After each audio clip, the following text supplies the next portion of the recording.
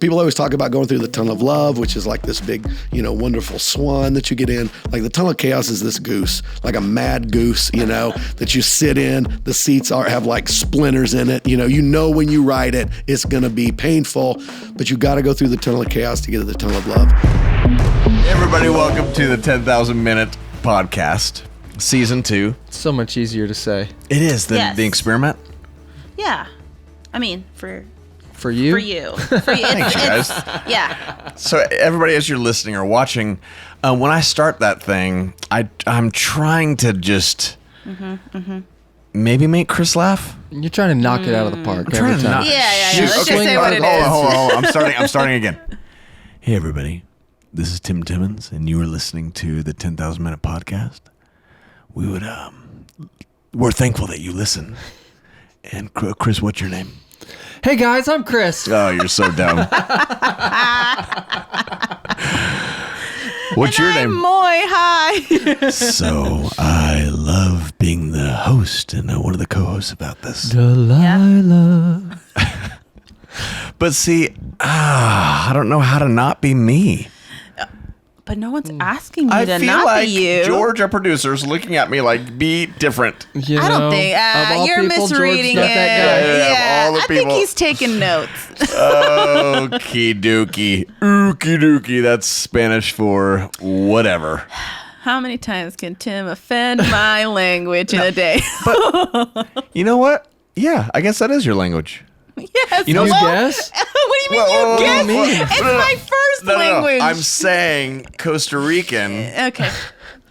I like it. I was in Costa Rica this summer. Yes, we've heard about. We've heard. Okay, great. And when you say, hey man, hey bro, you say, M-I, M-A-E, maybe? A-my. That's like, what's up, bro? Cool. Okay. So that's Tico. That's Costa Ricans are Ticos. Cool. So guys, I've got a lot to teach you this week about Spanish and different cultures. So what's your culture? I'm Mexican. Okay, but it's like in Costa Rica, because I was there this summer. They have 7 to 9 provinces. They have provinces kind of like states, and in different provinces they say different things. Like we say y'all down here in the South, but in California, let me just say something real quick. 'Cause speaking of ADD, if you're from California, you don't say Cali. You guys know that? Yeah, I believe that. Okay. Yeah. It's like Nash Vegas. Yes. Yes. Ooh, you're from Nash Vegas? Nobody in California, at least in Southern California, calls it Cali. So when people from other places say, "Hell is Cali?" I'm like, I don't know what you're talking about. Is that a cat? Is that some sort of food? See, in Oklahoma, we have all of these like Native American named towns. Yeah. So only people from Oklahoma know how to pronounce them. So and you may even think like there's one and it's spelled just like Miami. Yeah. Right? No. It is not Miami. No. It's Miami. Right? Yeah. No one that's not from that area gets that. So you know the locals. Guys, so if you're local in whatever town you are, would you let us know how to pronounce your town name? Yes, right. comment below. It's like phonetically. Do you how remember, do you like say you've been to Boise, and they're like, don't call it Boise. Yeah. They're like, call it Boise. I'm from Owasso. Okay, watch your mouth. Right? Wow. Watch your mouth. I'm from Houston. You only say it one way.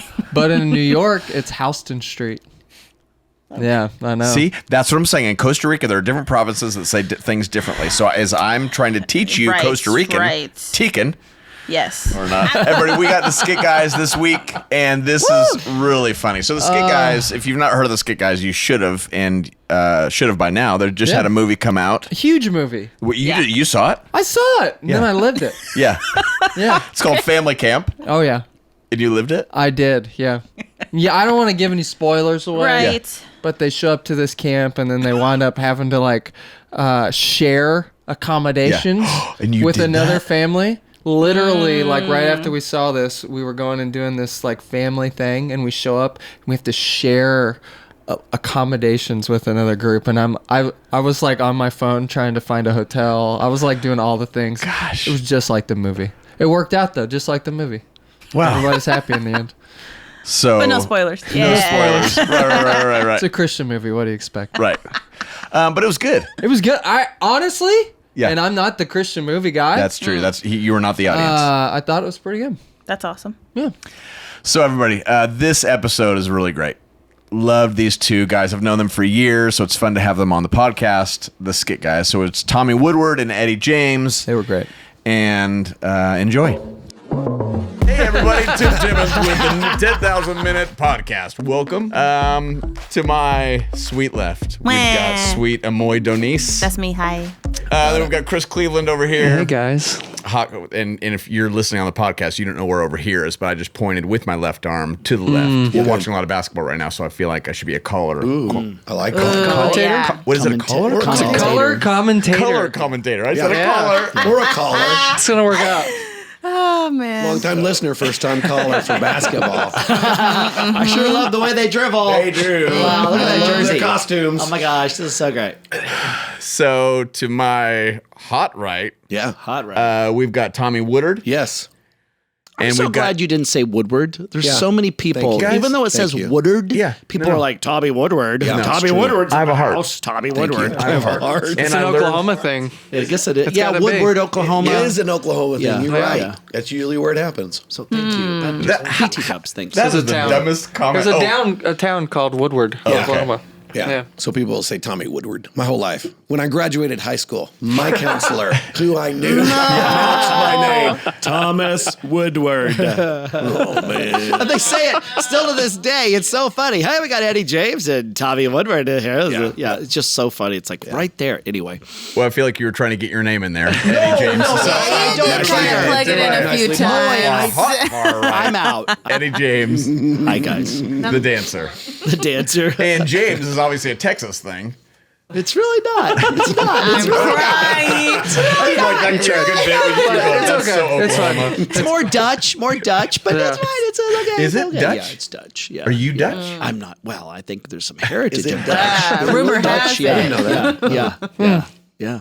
James. James. Yeah. Dutch. Yeah. Okay. Yeah. Oh, yeah. Makes sense. Jamestown. Weren't those In people Oklahoma. Dutch? Yeah. Jamestown, Texas. This is perfect. That's what my grandma said. She did all the history. You know. Yeah. Have you done that ancestry thing? Yeah. Scary. Yeah. I come from Neanderthals. Traced it all the way back. Wow. Yeah. Cost $35 to know that. Nice. That's Okay. exactly right. Oh, wow. I have So- relatives in Tennessee. I knew that. Yeah. They stole from you. Wow. Yeah, I'm not doing it. Just in case I commit a crime. Hard don't. no. You know what I mean? It's like, I don't think I'm going to, But but just in case. on in the case off what? chance I commit a crime. You know what I mean? It's true. That's how they caught someone. I know. Through the. Yeah. You know? But I love it. No one's offering it to Chris, and he's like, "I'm not doing it." No one's asking you to take it, though. It's fine. Oh my goodness. And we had a conversation with my wife and I the other day. I'm like, I'm not doing it Yeah. because she wants to do it. So this is recent. This is like. Oh, yeah. But that would be a great podcast. Chris's DNA. Oh, Like that. I just want to throw that out there. It's actually a movie. Dun, dun, Yeah. dun. That's pretty well, good. we were 2 weeks late to the land run. We were. Okay, let's move on. You did the land meander. Yeah. Where were we? I don't know where we were. These are the Skit Guys, everybody. Yes, they are. We're guys that do skits. Yeah. I did not make the skit team in college, and I've always been a little sad about that, and it hurt. Did I tell you? Just tell you about that? the other day? No.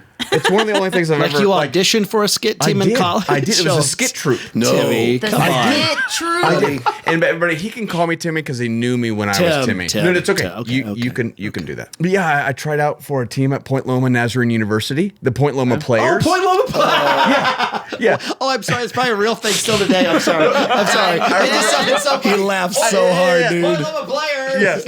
And so I was so goodness. excited. I was so ready because I'm like, gosh, I love comedy. I mean, I think I enjoy being funny and just being dumb. And it's a Christian thing. Yeah, Surely, yeah, they should let me in, surely, and I can play the right? guitar. Were they funny? Yeah, so they were funny, and I knew these guys and girls, and I'm like, oh my gosh, this is a shoe-in. How fun is this gonna be? My college career is set. The Right. moments and the memories right here. Done. Eminem's right here. Done. So Timmons gets in there. I'm like, hey, everybody, what's going on? I'm doing like all my cool stuff, doing like all my best bits every time, and they're like, okay, cool. We'll talk to you later. I'm like, we talk every day. Like, what do you? I see you in class. We're like roommates, dummy.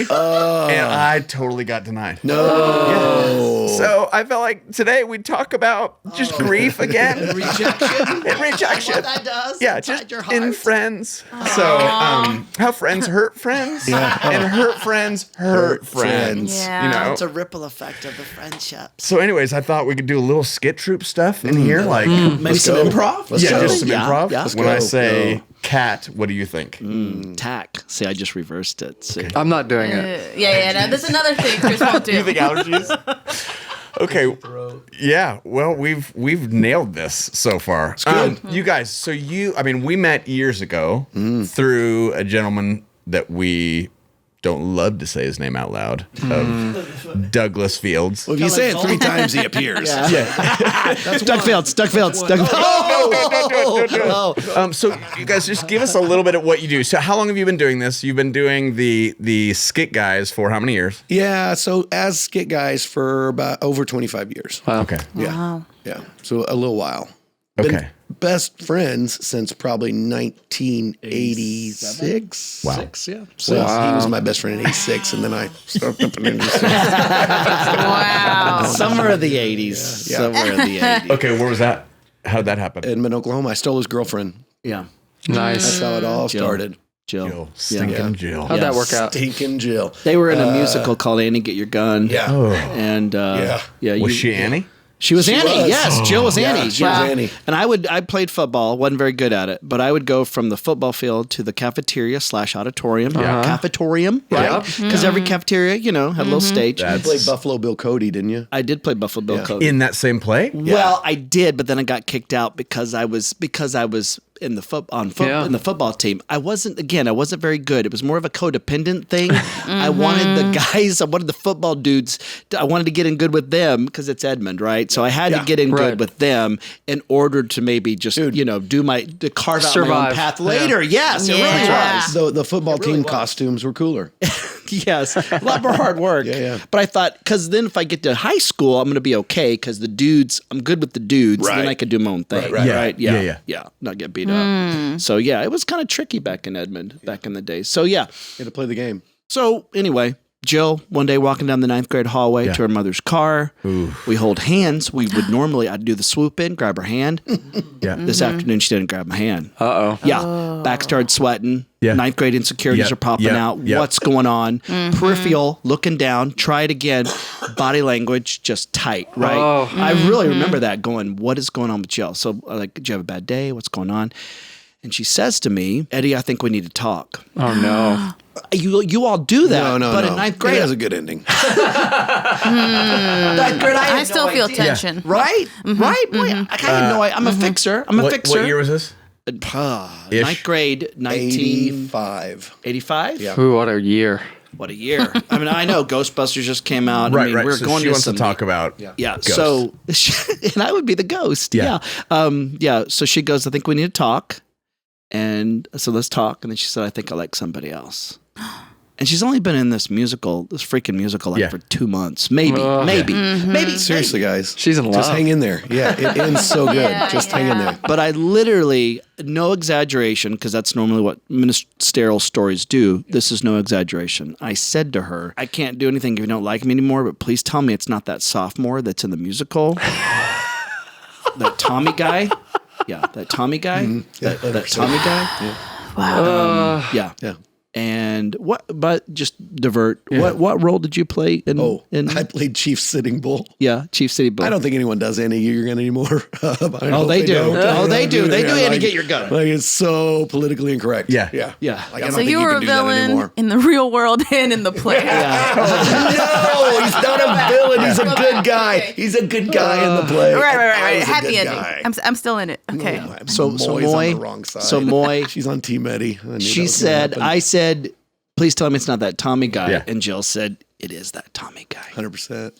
I broke up with her like a week later. Can't beat him, join him. Catch and release. Wow. Oh my gosh. Stop. That is Again, and then tell me how you're not the villain. Wow. Wow.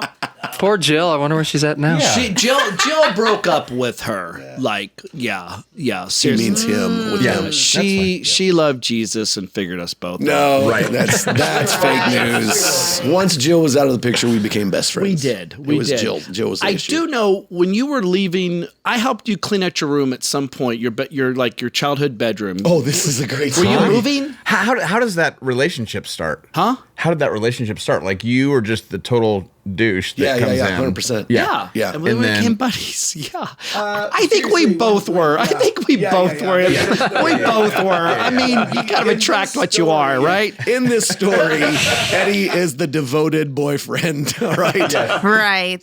In this story. There's more all stories. right? We're both jerks. There's other stories. Oh my gosh. So you got to fast forward the tape probably about 5 or 6 months, and then all of a sudden we're dudes. We're dudes. We're best friends. Cleaning out each other's room. Yeah. I don't remember. Yeah. I don't know if I was moving or it wasn't moving. I don't know what it was, but yeah, he was helping me clean up my room and you find A card. a Christmas card. A Christmas card. Yeah. From Jill. I had the same Christmas card. No. I had the same Christmas card. Jill The gave real us villain. Yeah. Jill's the real villain. Yeah. Write the book, make the movie. I mean, I'll do the meet and greet. That's wild, guys. It really is. I can vividly remember so going, funny. what is this? You were Because I was like, played. this is my Did Christmas you take my card? Yes. Yeah. Chris, that's exactly. I was like, what? Jill just gave us both the same Christmas Oh, card. Jill. Yeah. Wow. Maybe that was the only card at the Dollar General. Right? Maybe that's all she could have. Yeah. It was a stack of 12. Yeah. She's just being player. Jill was a Do you player. need to say anything right now? If you look at that camera right now, do you need to say something to Jill? Like, Jill, I felt blank when you. This is Jill. This is a carefrontation right Yes, now. yeah, we don't Jill, confront, we carefront. We carefront. Yeah. Jill, whatever that meant, I'm sure there's a logical explanation. I'm going to give you benefit of the doubt, but it still hurts. Yeah. Yeah. Carefrontation. Yeah. Good. Tommy, do you need to say anything to Jill? Yeah. Hey, girl. Oh my gosh. Yeah. How you doing? Well, we do love that most of our podcasts are just dummery for a good portion of it. And at some point, tears will come, but just mostly just dummery the whole time. So good. Yeah. we do love that. The family camp. Family camp. Yeah. Yeah. Put that in front of it again, California. Sure. Confuse them. And I love it. It's the first faith-based comedy movie First faith for yeah. families. Yeah. First faith-based family-friendly comedy. Yeah. Let's go. When I heard that, I was like, It's a lot. Isn't it? it's a a mouthful. lot that you're doing it.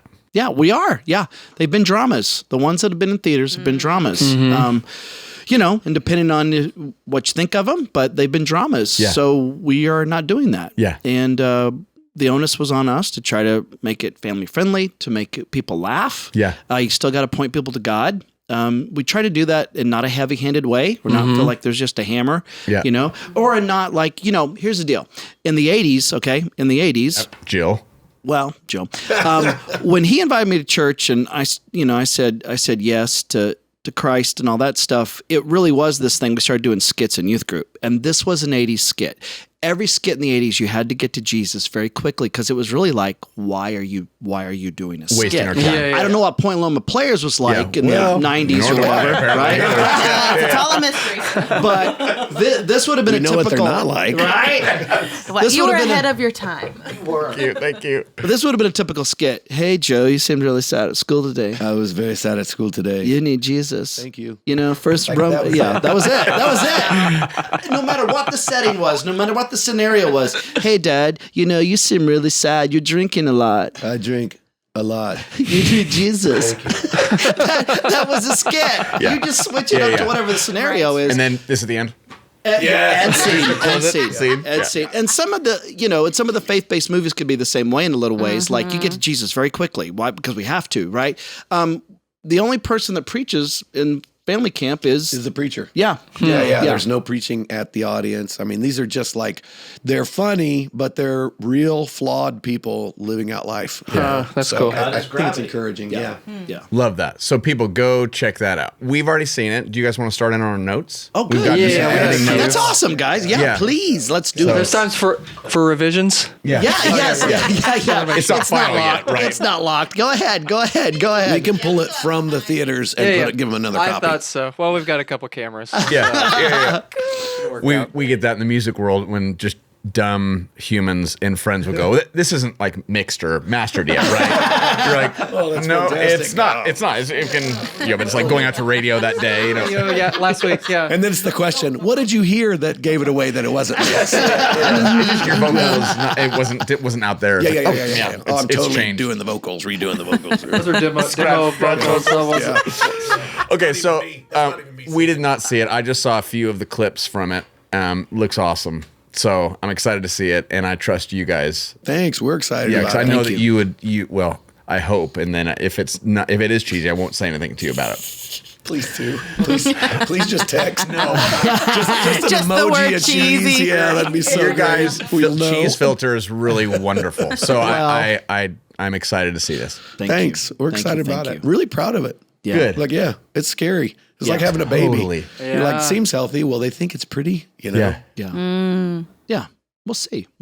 And we mentioned Doug Fields, and I think that I do come from the camp of Doug Fields of excellence and all that. That's how I grew up. That's what I know. So I think there's always that thing inside myself and Tommy and what our team and what we do is just to try to go, how do we do this differently? How do we still stay true to the message? But I think we've always been that way. Yeah.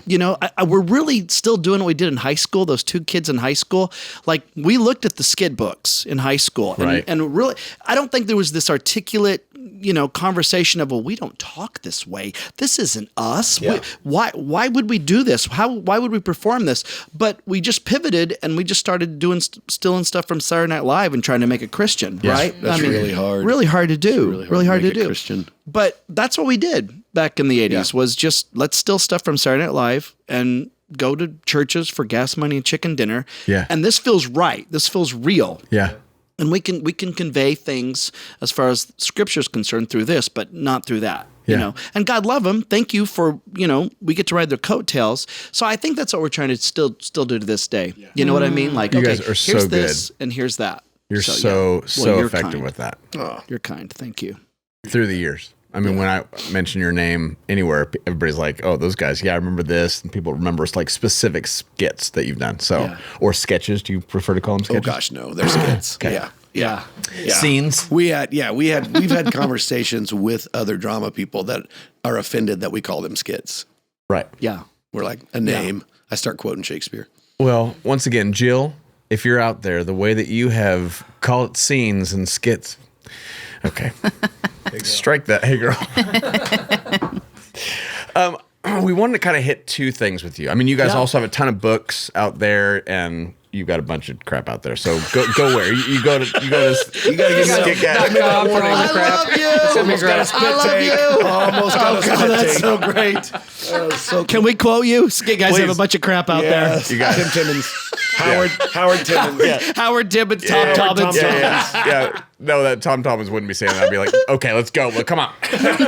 You're awesome. Yeah, you do have a bunch of great crap out there. So, and you know what? Here's the thing with crap. And manure is the greatest fertilizer, right? Thank you. So you've really laid the groundwork. Look what you did there. Groundwork for That's really good. real Good things segue. to grow. Manure happens. I want to have an argument with you now just to watch you work those words. That's not what I said. What I meant was. Masks. Okay. Oh, I have so many thoughts. Okay, so we want to hit two things with you guys. Sure. In the next 4 minutes. Okay. Excellent. Did we waste a lot of time? We're so We're sorry. doing great. We're talking to people that know stuff. Okay.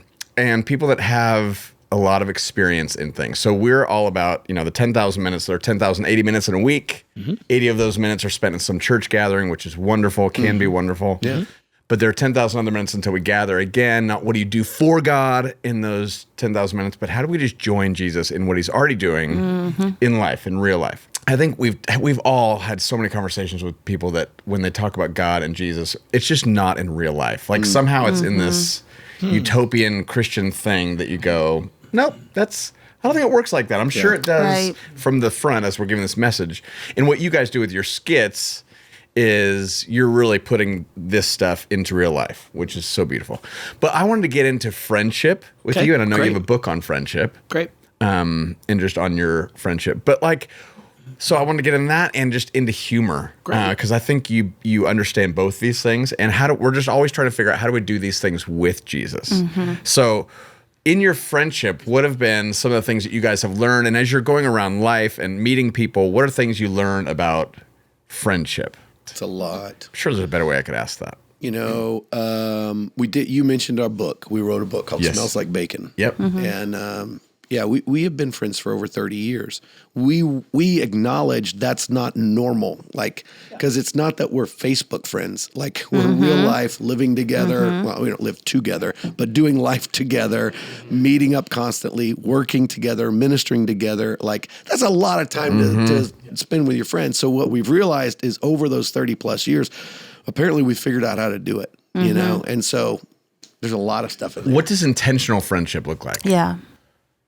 Because I'm sorry, one more caveat. I don't think we're good at friendship. Yeah. Right. So, and that's probably why you're writing this book. But Nobody, men or women, are not really great. I think women are alone. Yeah, I think there's a loneliness that seems to just fetter and breathe. I think social media has done a lot of that. We look at pictures and we compare ourselves, and we create we create our own story of like, wow, they just seem so happy and they seemed all together, and that kind of makes us even a little bit more inclusive. I do know with Tommy and I over the years, it's been, and I don't know how it's worked. I'm probably more of the confronter. I'm probably more of, no, we got to deal with this stuff. We got to deal with it. We got to deal with it. And he would be more the avoider.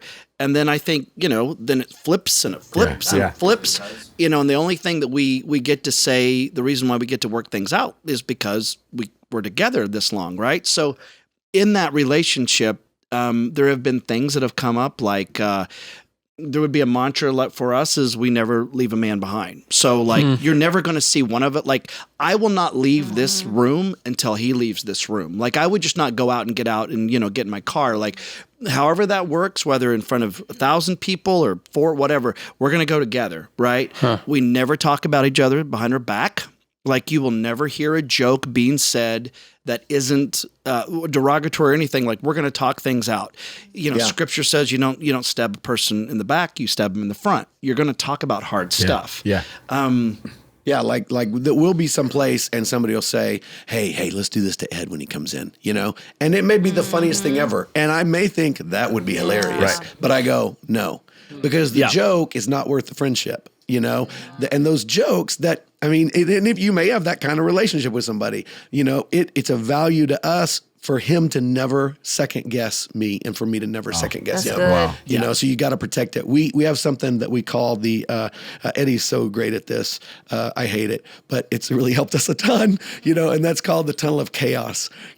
People always talk about going through the tunnel of love, which is like this big, wonderful swan that you get in. Like the tunnel of chaos is this goose, like a mad goose, that you sit in. The seats have like splinters in it. When you ride it, it's going to be painful, but you got to go through the tunnel of chaos to get to the tunnel of love. And the tunnel of chaos is when we'll look at each other and go, hey, I'm sorry, but I gotta go. We gotta go through the tunnel of chaos. We'll say it. Let's go through. We gotta go through the tunnel here. It's gonna suck. It's gonna suck. Yeah. And what I don't want to. The goal is to get to the other end. Yeah. Like the goal is not to fight. It's not to get your way.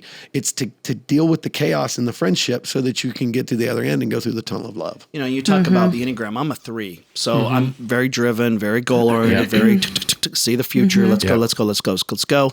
I think what's fascinating on our staff and with our people and our friendships, it's so crazy. Just for example, because we've been living this way, like Jay right there, like there was one time, there was a situation and we're on the phone. I'm like, I'm a 3, so I would go to 9. And I find myself as I get older, I don't want to confront.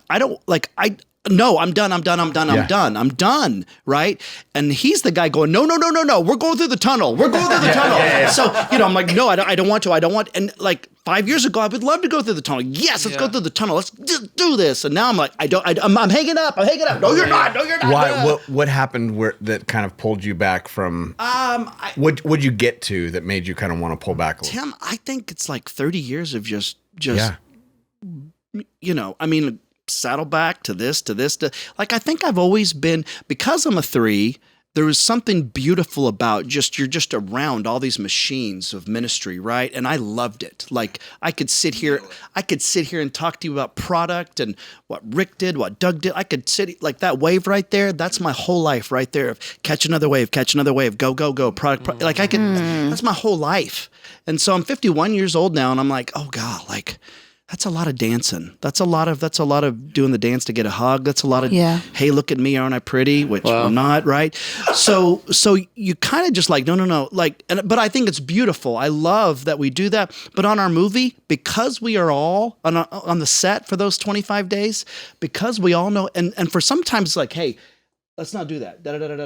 And for you may watch that and go, oh my gosh, that looked horrible. I just peed my pants. Right. And for us, it's like normalcy. Right. We started noticing on the other end of things, people don't confront things. People will hedge. People won't take onus. That's another thing, taking onus.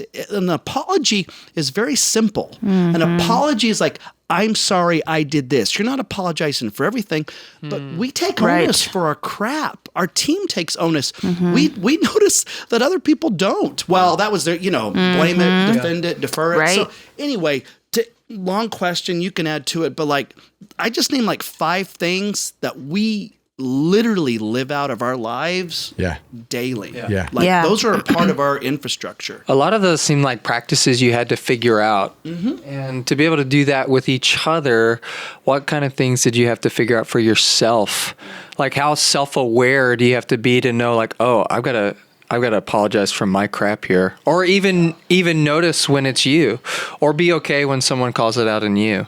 Yeah, I think, I would say, I can't speak for everybody's friendship or whatever. I think between Eddie and I, like, we talk about the Enneagram a lot. I think that was a great tool for us. I think once we realized who the other person was and who we are, you can take ownership for it and go, oh, that's why.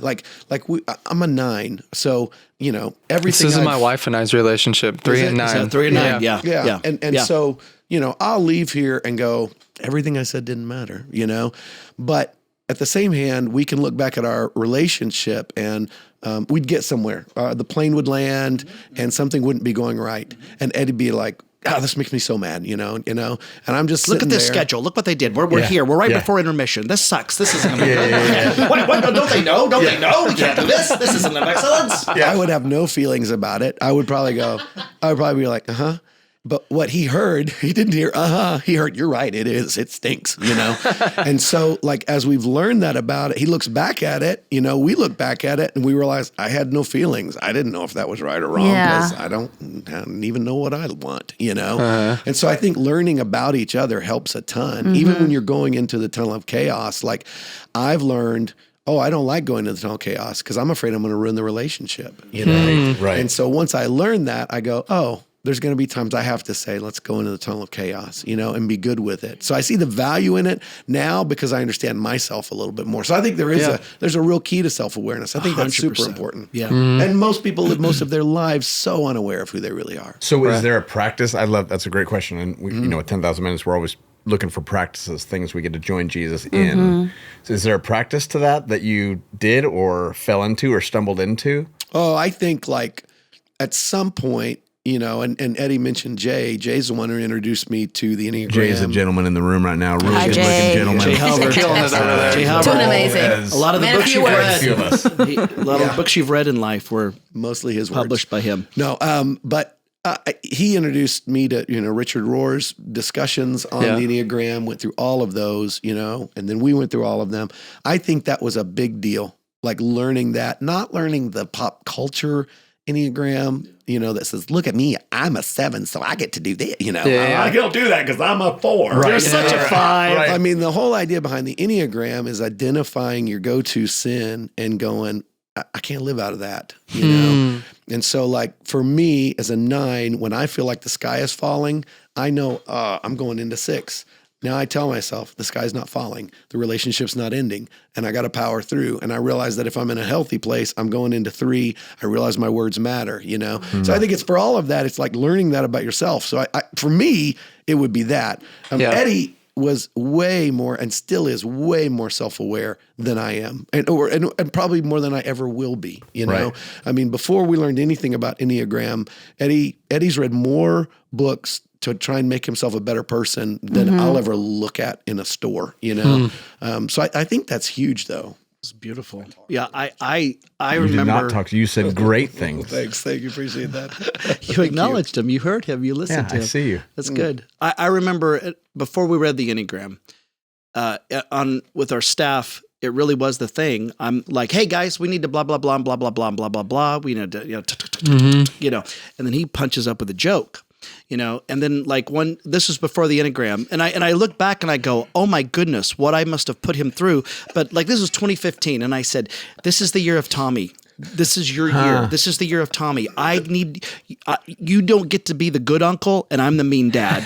You have to step up to the plate. I cannot be the confronter on everything, and you get to just, we love Tommy so much because he's so funny. So you have to step up to the plate. But I think back to that going, I was making him do something that wasn't in his DNA, in his soul, in his personality, to confront, to just tell everybody this is what I think, because he feels at the end of the day he's going to ruin every relationship. And so it's a fascinating, like I even think about that in my 3-ness going, you need to do this, and going, oh my goodness, like I apologized. I'll tell you this, with the 10,000 minutes that we have or whatever, we read maybe a decade ago, we read this book called The 1 Minute Apology. And everybody should read that book. If you have those many minutes, it's toilet reading. It'll take you minutes to read The 1 Minute Apology. It'll change your life. It'll change a company's life. It'll change a team's life, because it really does. I'm just blown away how we don't apologize. To take the onus and to go, and not for everything, but to go, I did this. I hurt you this way.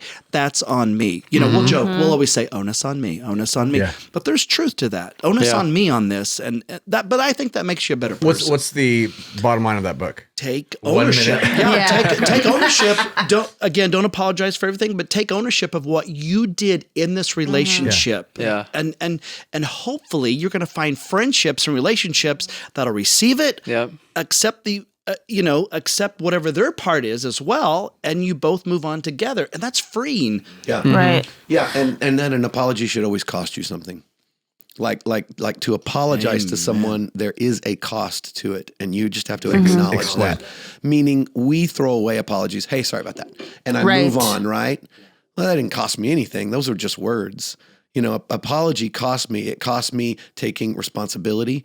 It cost me, and sometimes it's like, if I can literally do something to make it better, then I'm going to do what I can do to make it better. Right. You know? I mean, it's a fantastic book. And think about this. Just, I don't want to, or the way we apologize. Well, I'm sorry that you felt that way. Yeah. Right. Hey, I'm sorry, but I mean, just cancel.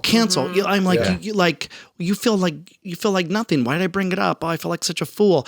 But even the way we apologize nowadays is really detrimental to the relationship. Instead of going, I'm sorry I hurt you. Those were horrible words, and I don't know where that came from. And I'm gonna have to work on that. I'm really sorry. That's on me. You know? I have a relative that I won't mention their name because I don't want to hurt their feelings, that they'll never listen to this because they're too old to. But Jill. Yeah, it's Jill. But like every time something happens, it is always, well, I am so sorry you felt that way. And I walk away just feeling like garbage, you know? And they're not apologizing. You know, they're sorry that I'm an idiot. You know? And that's so, totally. Sorry you're so weak. Yes, that's exactly right. Yeah. It does cost. I was thinking about, sorry, Moy. You go. No, I just wanted to say, there's beauty, obviously, in all these practices, but there has to be a point where you realize this person is worth my time and I value them, right? Yes. A lot of people have a different view of what friendship is. Therefore, sometimes they don't have any of it at all because of the way they think they want it, they need it. I'm currently in a situation with a few of my friends who are like, we're never going to move forward because I think we have different views of friendship. So for you guys, when did you know, no, this person's worth it, and therefore I am going to practice these things with him? It's great. We get into these friendships and we get into it, what's in it for me. And a friendship was never meant to be what's in it for me. Like you know, David didn't love Jonathan for what's in it for me, because Jonathan really, I mean, he helped him a little, but there's a lot he didn't do for him, right? You know, and vice versa. So I think you have those people, and every relationship is not going to be a relationship that lasts. You know, right. You know, I don't know how to say when with my friend Eddie, because I always loved him. Well, not when he was dating Jill, but after Jill was out of the picture, you know. Plot twist: no one loves Jill. Yeah, yes. I always, if you Jill, you were loved. If you looked at our yearbooks, like we would go through my senior year, and we had all these characters that we would play, whether it was at school, nobody's watching. Nobody's watching. We're just doing characters. Yeah. All right. You know, and each of us signed our yearbook as all of those characters, you know, and those people don't exist, you know. But I don't understand life without Eddie. Like, you know, I mean, I don't really know how to define when was that moment that it was like, oh yeah, you know, it always has been, you know. And more like, you know, with my daughters, I will say this relationship. I remember one of my daughters, we're driving somewhere after church or something, and my oldest goes, "Hey, Mom, Eddie has Tommy. Who do you have?" And she went, "Well, I don't have that." And my oldest went, "Oh, and I don't know if she meant to. She would be an 8. She'd, you know, which is a beautiful human. Beautiful human. Just ask him. Yeah, she'd be like, and she gutturally said it, whether she realized or not. "Oh, that's really sad."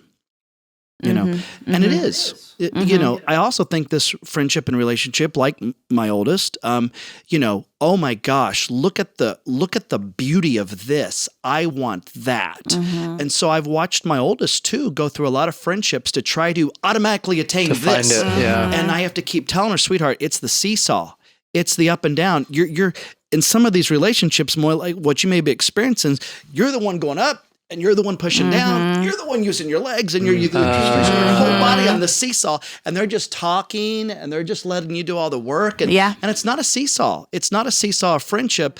And I try to tell that to my daughter, like, "Love, I don't know if this is a great seesaw of friendship here. You know, oh yeah, it is. It's this and this, but until they get to the point of like, oh, but I also think she has in the back of her head, I want this, right? You know, and that just takes tons of time, right? And a person I used to with people, I'd go, well, you can't give what you don't have. And I think that's true. I think you're going to find out a lot of people, they can't give what they don't have. Even though you're going, oh my goodness, if you would just do this, or if you do this, and you go, you can't give what you do have. But if you're in a relationship and you know, they know what Moy likes, they know your love language, they know your heartbeat and your soul, they're going to go, yep, it's not me, but here we go, Moy, because I'm going to do this seesaw with you. I'm going to use my energy. I'm going to do whatever I need to do. So I don't believe you can't give what you don't have. I think we live in it, but I do think if we really care about that other person, we're going to get on that seesaw of friendship, and we're going to use our leg power. We're going to use our energy to make this a great relationship. Yeah. Yeah. I think it's important too to say, like, you have life outside of your closest friends. Like we can go a long time and not talk, you know, particularly when Eddie lived in California and I was living in Texas, like, gosh, we'd go months without talking, you know, and to this day, but there's still that deal. Like, you know, we did a whole bunch of traveling a couple of weeks ago. Like we were together constantly. And then when we weren't together, we were doing Zoom meetings, you know, but like we parted ways. And like the next day I got a text from Eddie going, why do I miss you? I don't understand that, you know? And I will likewise, you know, I'll get in my car to drive to the airport to go someplace else. And I don't want to go anywhere, but it's the second I see him, I go, oh yeah, this is great. Yeah. You know, it seems like because of so many tunnels of chaos, is that correct? I mean, that That's a good marriage. I mean, that's actually what makes a great relationship is the amount of tunnels of chaos that we're going through. I mean, to get real, the amount of manure that we're walking through that will actually make something grow beautifully or not. Yeah. That's I know it's out of a business book, but we even say that with one another. Hey, can we put the crap out on the table? I mean, think about it in the business meeting. If you put a pile of crap on the table, it's nasty, it's ugly, it's smelly, but you're going to dissect it because you care about each other so much to walk through this stuff, walk through the crap. And we'll even say that. I mean, we do have little things that we say to each other in our world. Hey, can we put the crap on the table for a minute? And like, okay, here we go. And you're really going through the tunnel of chaos to deal with the pile of crap. But anyway, But it's awesome that that's part of your story. Like, I think many dream up their marriages and their relationships with their kids, and not many dream up their communities and like what friendship could look like in their lives. And so it doesn't have the same value as all these other things. And so you find a lot of women and men waiting to be married because they don't have anything else in life. When there's people around, they could truly participate in life with and find something as rich as this and commit to something as rich as this. And so it's not a waiting period, but it's how do we help ourselves and others rethink the value of friendship so we can practice enduring the tunnel of chaos and such things like that. And you have to say yes. Like we even talk about that in our book. Like, you got to say yes to coffee dates. You got to say yes to okay, I'll go to the movies with you. I don't really know who. I'll go eat a dinner with you. Like you got to say yes. And even in the back of your head, you got to go. This may or may not. Here we go. Right. Expectations gonna have none. Right. Here we go. And through the saying yes is when you find the beauty. Yeah. But there may be some ones that don't work out as well too. It takes two people. I mean, if we want to throw the best cliche of the day, I think I just nailed it. Like swish. It takes two, baby. It takes two, baby. Come on. That's awesome. But it really, I mean, just in all these things, if you've got two people who are willing to say, okay, we're going to now, I think of my father-in-law who's a biologist, and every time we're hiking with the kids, he's like, oh, you guys look at this scat right here. This is from a beaver from Kansas. It's like, how? And it's sick. Fantastic. Yeah. It has a terrible sense of humor. He's a smoker. Yes. So, I mean, literally, he will get a little stick and go through and see the pellets. And like, well, this scat was because, a cat, whatever. But it's really two people who are willing to say, okay, so let's do this. Yeah. And I love the idea of the a friend said years ago of putting a glass box in between you two, and you're almost just putting this. It's almost putting the scat in a glass box and going, hey, let's just observe it for a second and not take it in as feelings or emotions, but just kind of just give it space and just observe and go, huh? Yeah, I can see how that was probably from last night's dinner. I can see where that's from. Versus taking it internally. Yes. So when has it gone bad with you two? And can you think of any recent moments that we need to actually go through it right now? That's what... A confrontation? That was actually what your whole team said. Hey, guys, talk about the most recent... when steroids are involved. Yes. That's when it's not good. When I'm on steroids for something, it's really crazy. Bad. Oh my gosh. And I will even be so aware of going, okay, whatever I'm sick, whatever I have, I'm aware that I don't need to talk to anybody. Not Eddie anymore, you're Teddy. There's I'm Teddy. Yeah. There's that 6, 5, 4, 3 pack. You know what I'm talking about? I would tell, hey, I'm on steroids. Y'all just need to leave me alone. Yeah. And I won't mean to do it, but it's and there's this, there's all this stuff this is Sparta. Huh. There's been a couple of those where I couldn't help myself. Just couldn't help myself. Chris knows. It's the drugs, man. Chris is the same way. You're like, I know that I can't be around people right now. That's... but that's a self-awareness thing. Yeah. And it's taken a while. Yeah. But I'm like, hey, I'm going to be a jerk. Yeah, I'm gonna hurt you. Yeah. And I need to walk away. But I think it's so beautiful. Oh, yeah, that was so good. Where were we the other day? We're on a run. And I was like, hey, Oh yeah. I'm actually like I think I'm mad right now, and we need to go do something. Yeah. But I said that out loud. That's good. Yeah. Beautiful. That's good. That's huge. Yeah. I remember, I don't know when it was, and I don't know if we've ever really talked about this. Ooh, this is really good. Hey man, watch The this. confrontation. As the 9, I'm so excited. Should we go I'm grab so some excited. Zoom in on the lens. Zoom in on the lens. I can't remember what it was, and this may have been, goodness gracious, 8 years ago. I don't even know. Like, it's been a while. I haven't done it since, but this would have been, hurt people, right? So, You okay? are you okay? That really hit him. That really really hit him. Yeah, That was good. Hurt people hurt. Yeah. And he was Sorry. actually- It's so good. There's those saddleback-isms. I don't know what it was, but I do remember in the moment, I felt paranoid, insecure, mad, angry, and I felt like, I think the biggest part of me was if I feel left alone, I'm mad. Like if I feel left alone and I'm not getting backed up, like I get mad, right? And I think I'm better. At it, but I do think if I was aware that I felt alone, but I was not. There was no onus on what I would do about it. And I think there was one time where I felt alone, and I wrote you a letter. Do you remember this? And That's the other good thing about our friendship. I have no memory. I decimated him in a letter. And like I'm at least in my 40s or my late 30s. Like I'm do you remember that? Yeah, I remember. And I remember seeing you and you were crying. And like for me, I was like, oh my gosh. I am so dumb. I am so stupid. Where did my brain even contrive any of those thoughts that this is reality? And I wrote them down. Like I had rehearsed it so much in my head. I had played it out. Yeah. This was reality.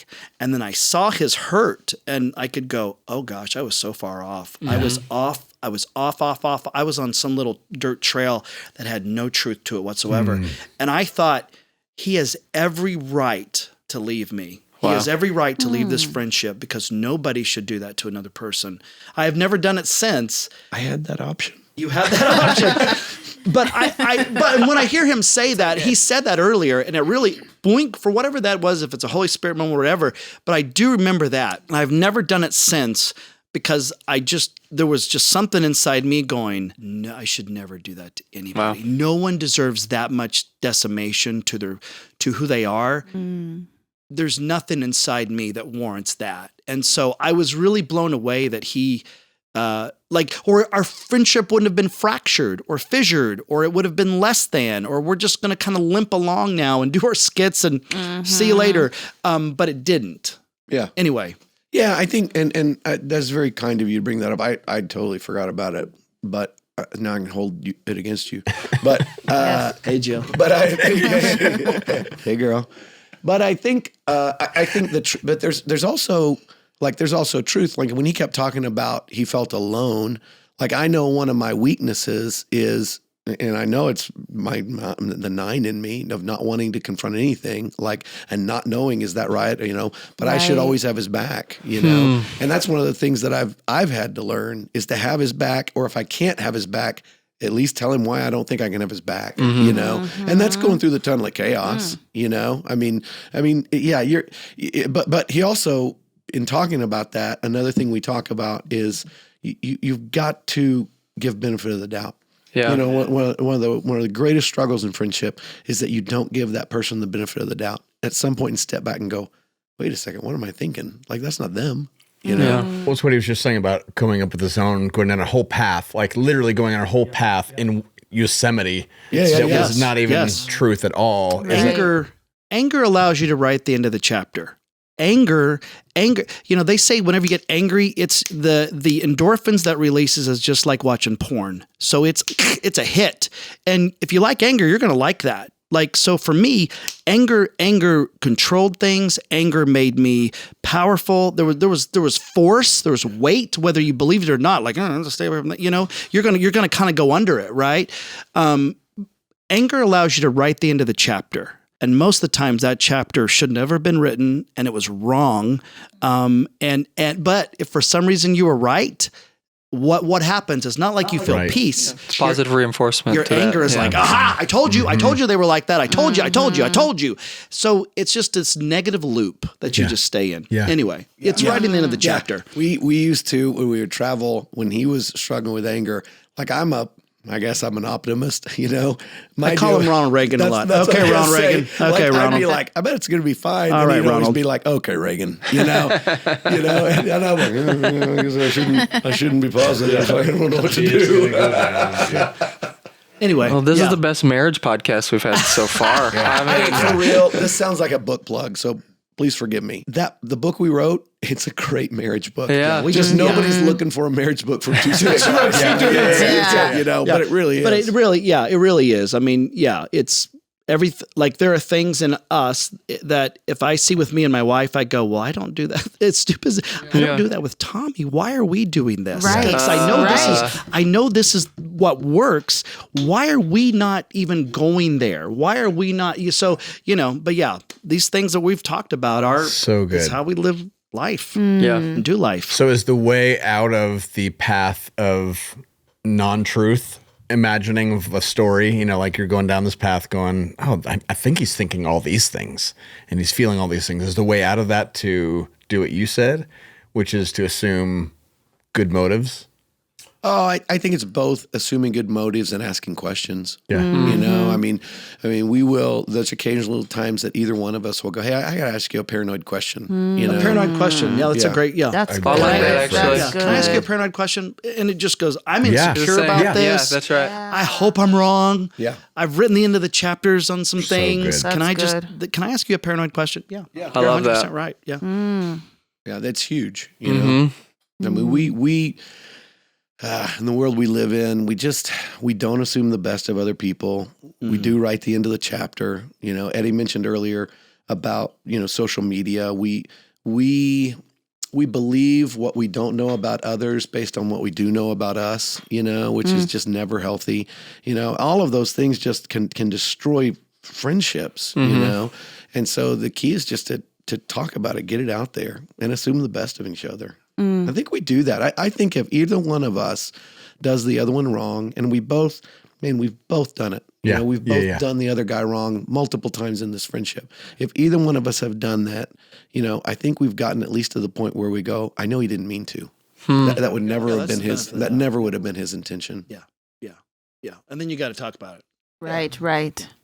Are there things you guys disagree with in the past 2 years that you go, Oh yeah. like some political things, some theological things, or the things that you guys really actually don't see eye to eye on? Yeah.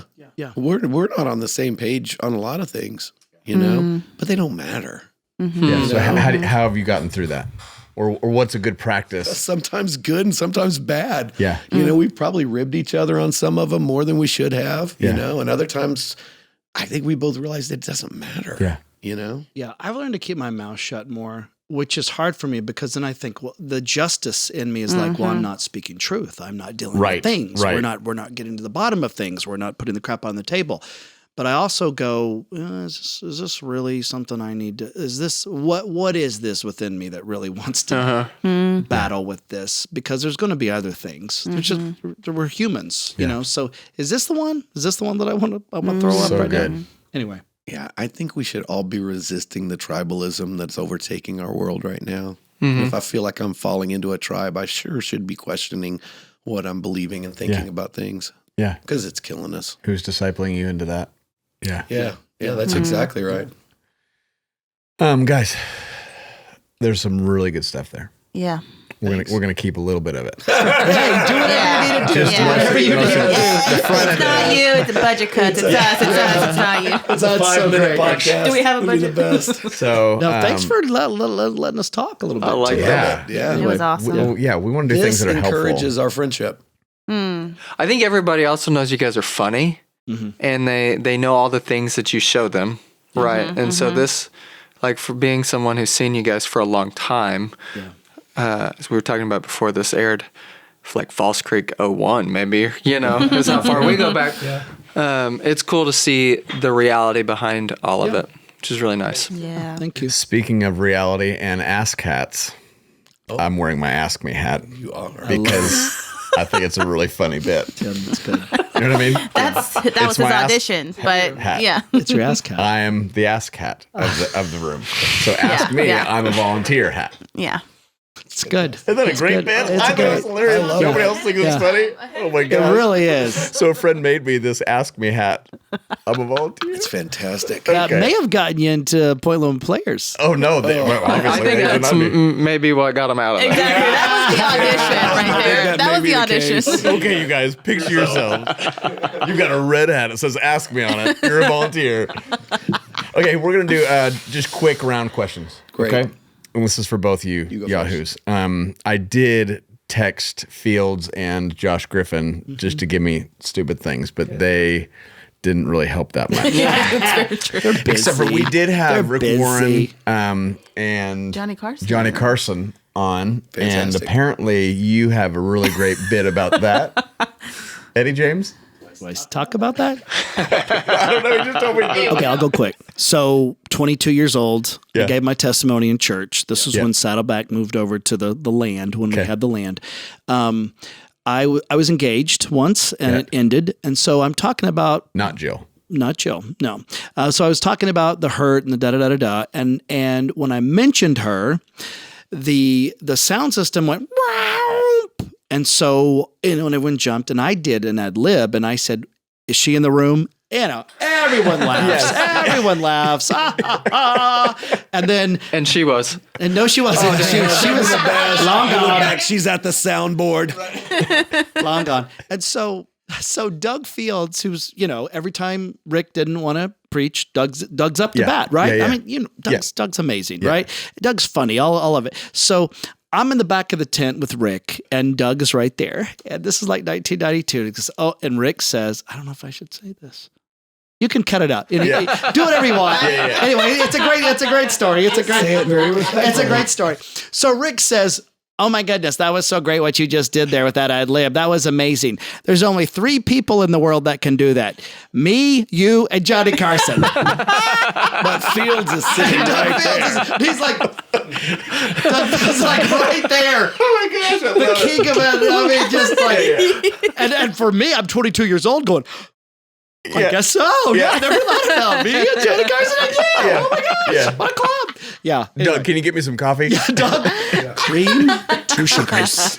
2 sugars. Thanks, Mr. Fields. Okay. All right, we may or may keep that, but may keep that. Okay. It's a great story. It's a great story. Okay, your go-to coffee order. Go. Black coffee. Yeah. Yeah. Both. Wow. The true writer. We'll cut that out. Pet peeves. Oh gosh, pet peeves. For me, Yes. I'm not indirect messages. Hate them. Indirect, passive aggressive. Indirect Yeah. messages. Just tell me. Don't Into make it. me try to Don't make me make it my idea. Just talk to me. Yes. Feels so disrespectful. You wouldn't like Nashville. That's very true. Funny. Gosh, I'm a 9. I don't know. Everybody's okay. How do you like your eggs? However, what do you think? How you think I should have my eggs? I don't know. What are my pet peeves? I'm sure I do. I've got Disrespect. Oh, Disrespect. Yeah, I can't handle it. Like, there's just no need for it. If somebody you know? is disrespectful. Yeah. You know, I mean, we're all on the same level. We're in the There's same no benefit of boat. doubt. There's there's no reason for that. Okay. Yeah. Wow. And direct messages. I hate direct messages. Oh, good. Skit or screenplay you wish you wrote? I wish I'd had these before. Speed round. No, this is a speed round. I still to this day I love and it's probably in so many things that I do planes, trains, and automobiles. Like I saw it by myself when I was a teenager. Paid the ticket, didn't know what I was getting into, but yeah, that was like a beautiful because it was 2 comedy heroes of mine. Yeah, and then they do these dips, and you're like, and that was acting. That was amazing. Yes. John Hughes, genius. Anyway, that's amazing. I'm Good still call. trying to chase that one. Yep. Yeah. Little known movie called Don Verdeen. I Don love that Verdeen. movie so much. I try to get people to watch it all the time, and nobody will watch it. Sam Rockwell's in it, right? Yes, it is. Ooh, so I love him. Yes. good. Okay. It Don is Verdeen. so funny. Okay. Yeah. With He's- some of those he's a- 10,000 minutes. Yeah. Yeah. He's a biblical archaeologist who, it's just so funny. For I'm sold with that summary. It's so good. That's how I am with Waiting for Guffman. Nobody everybody's so like, good. what? What's You're that? I'm gonna like, Tim. that is what my favorite movie of all You're time. gonna love Don Verdeen. Okay. It's so funny. My wife and daughters watch Waiting for Guffman maybe every other week. Yes. My 18 and 16-year-old and my wife. Yeah. Can we get their numbers at some point? Yes. Bring them A in watch to do it? party. They A would watch love party. to watch Waiting for Guffman or talk about Waiting for Guffman. They do it. could quote the whole thing. Yes. Please, Anyway. let's do that. On the tour bus the other night, we were talking about movies. I'm like, Waiting for Guffman. I was like, you're an idiot. Whoever. What? Now, do you Waiting like who? Do you like a mighty? Do you like a mighty wind? I do. Yeah, I love all of them. so good. Yeah. Bucket list, go. Oh golly. I don't know. Other than being on this podcast, My go. life is like sit on the back porch with my dogs, like, and I'm like, so, for real. We have a movie. That was the greatest dream of my life. I told Eddie the other day we don't get to ask God for anything else. Like we got a soundtrack like on Spotify and Apple, Yeah. and, and Amazon. Like, is we have a crazy. soundtrack. I guess we're done. There's, Like, I mean, Tim and I aren't on that soundtrack. No big deal. Yeah. But, Rhett who? it's fine. That's great. It's fine. Walker? I will say a bucket list. I know it has to do with work, but it's like I would love it if this movie does well. And bucket list is we're over the next decade and a half, we're churning out really good things. Yeah, That'd be cool. Yeah, that would be great. Yeah, the truth is Skit Guys is Skit Guys because of Eddie James. Like, it takes both of us and it's teamwork, and I am not downplaying me. Yeah. But he is driven. Driver, yeah. He has dreams. Douche. We would year after year, he would say, well, what do you want to do this year? And I'm like, Well, then here are the 5 things we're going to do. Are you okay with them? yeah, Right. yeah, that sounds good. Let's do that. 90s. The 90s. The 90s? Yep. Oh, what a horrible decade. Not as good as the 80s. Sorry. Are we talking about pop culture or what are the 90s Go. men? What just came to your mind? Garth Brooks. Thank right. you. He and I got to go to Saddleback. Yeah. And so when I think of the 90s, 89 to 97, that was life-changing for me because I did meet Doug. Great decade. Doug, if you think about Mark chapter 2, the friends put the guy in the mat to Jesus, okay? And then it was youth workers, and then it was people like that. The friend that put the guy on the mat to Jesus said, we got an idea. Even though the house is full, we got an idea. We're going to throw you up on the roof. We're going to get you. We're going to get you there, right? Yeah. And then you have people in your life, each one of us in our lives, that threw us on a mat and said, I've got an idea about you. I've got an idea about you. Someone believed in us. Yeah. I look at that year and this insecure, angry, orphan kid, people pleasing, doing the dance to get the hug, trying so hard to stay in this machine. There were still people along the way, still to this day, like a Doug that goes, I had an idea. I got an idea. I'm going to put you on this mat and I'm going to take you further than you thought you were going to go. You're going to do more than you thought you're going to do. And even when you get like a baby and you're insecure and you do some just stupid things, I'm still going to love you. Yeah.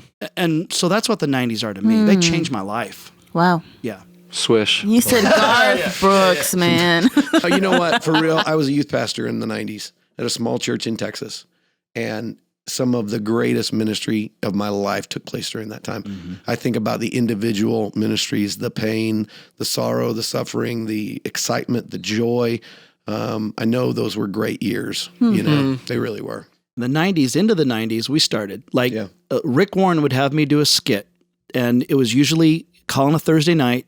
And it was, hey, I want you to do a skit over point number 2. So Thursday night, I would get a skit. And then I would assemble a team together on Saturday morning because at 4:30 we're up and you'd have 6 services. Yeah. And it was like a comedy club in front of these people. And we'd go and we'd do the same thing Tommy and I did in high school. We'd get off stage. Okay, take out that line. You said this, I said this, you say this, I say this, but take out that, and that. Okay. I would have the wherewithal because I would see product. I wasn't a guy that could do product, but I would give a cassette tape to the sound booth. I still have all those cassette tapes with all these skits on them.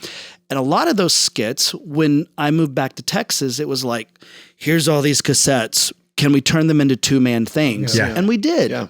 And I will say this, in the 90s, starting in the 90s to where we are today, Tommy and I however this has worked, we've never sent out a flyer. There's never been one church in the country that has gotten a flyer saying, book the Skit Guys. There's never been anything. It's always been word of mouth. And I think, whenever that stops, I think we're done, but for whatever reason, that phone has always rang. Yeah. And we've never sent out promotion about us. And that all started in the 90s. It was just word of mouth. Yeah. That's cool. Around 1996. Yeah. Yeah. Cool. Anyway. Well, we actually, it's so interesting because we got a flyer saying, hey, can they be on your podcast? That's probably true. I don't want to. That was 90s. That is probably true. 2022. With this movie, that is probably true. That's probably true. That's probably true. We've put out flyers for You the guys- movie. Yeah. I'm totally Yeah. not kidding. Yeah, 100%. You guys, thank you for being Yes. here with Yeah. us. You guys are a Awesome gift. time. What a treat. Really excited for all the things that are happening Thanks. in your world and Thanks. for the kingdom's sake. So, Thank you. Yes. Thank We're you. honored. Yeah, this was fun. Yeah. Duh. Duh. Sweet. Jill. See ya, Jill. Bye, Jill. Okay, Skit Guys. The Skit Guys. They've been friends basically forever. Yeah. Yeah. Yeah, which is beautiful that they're still going. Yes. Number one. Commitment. They're committed to each other. So much more than their friendship. They're committed to both of them doing what they love to do, succeeding. Like, that's what a friendship is about. That's what being in a relationship with someone is about. It's wanting them to be at their best at all times. And they talked about all the gnarly things they've had to go through to continue to stay in friendship with each other. Yeah. Yeah, intentional friendship. Yeah. And It almost became like a marriage, podcast. Yeah.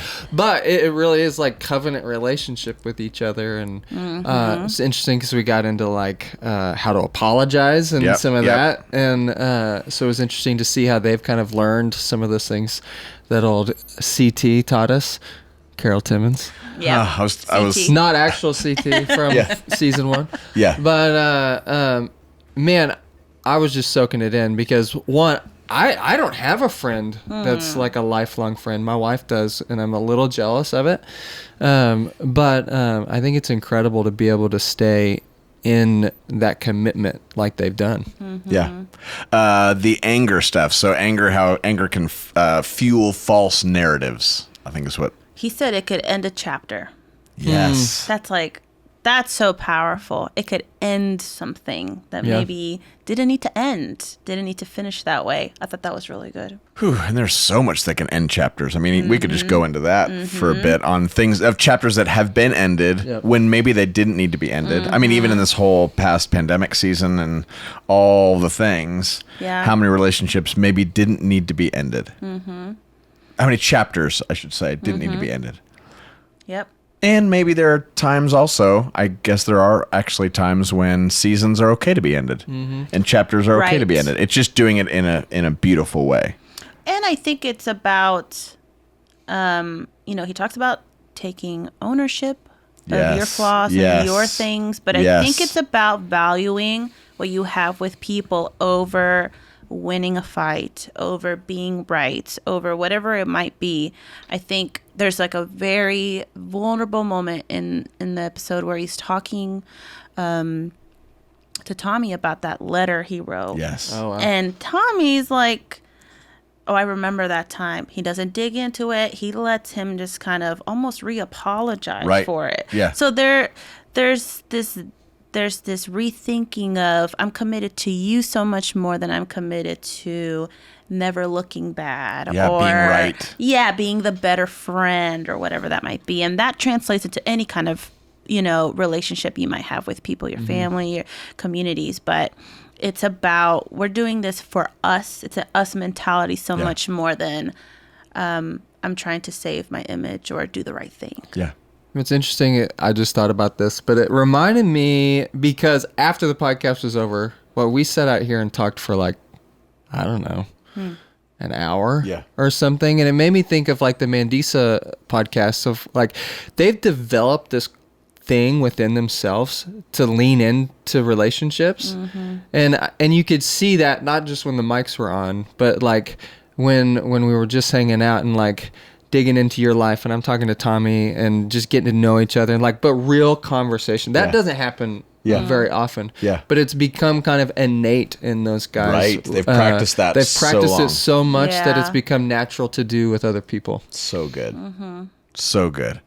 So, guys, the title of this is Own Your Part. So I love the ownership part of this, and I'm trying to practice this with my kids and my wife and friends. But so the practice is in a hard place with a friend or loved one, reflect and take ownership on your part. It is just, I mean, it's humility. It's having a right view of oneself. Right. And the person that you're with.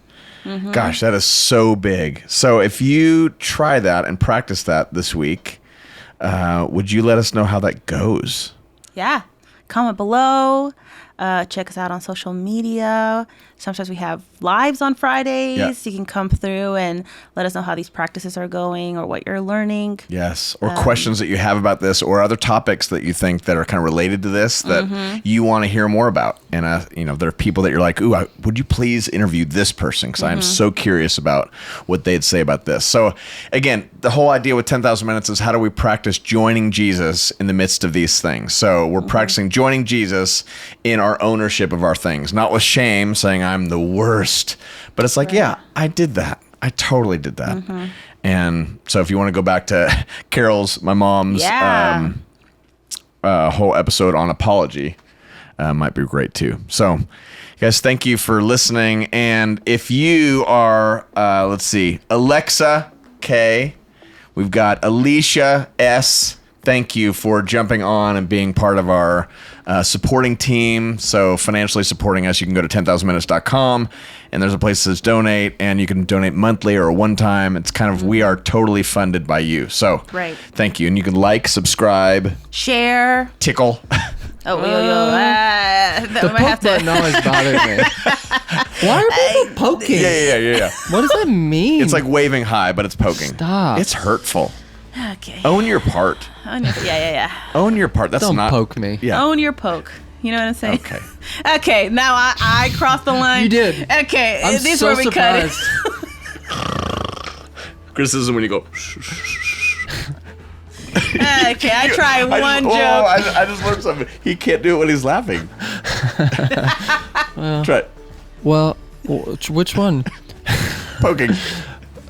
You want me to do the cricket thing? Okay, yeah. See you guys.